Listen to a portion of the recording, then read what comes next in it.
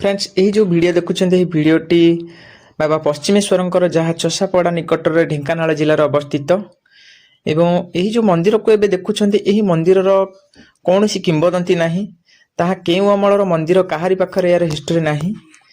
किंतु कुहाजे यही शिव मंदिर मुख थिला पूर्व पटकू किंतु यही जगार ग्रामवासी चाष जमी को जड़े कुष्ठरोगी जगुले जेहेतु तांकर दुख कष्ट न सही पारी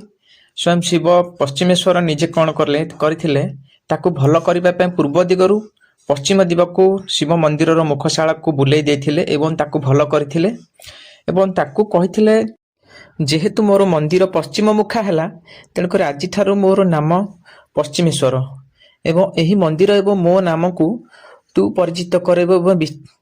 विख्यात करिबु एवं सही दिन ठारू सही कुष्ठरोगी जनक भल हैला परे से पश्चिम दिग को मुह करी पश्चिमेश्वर मंदिर ठारू से संबलपुर पर्यंत प्रचार करी जाइथिले एही कथा भक्त जनक जाय राजा दीनबंधु महेंद्र बहादुर को जाय जणाइथिले एवं राजा पुणी एही मंदिर को पुनर्निर्माण करथिले। ठीक सही दिन ठार मंदिर मुख आज पर्यंत पश्चिम मुखा ही रही।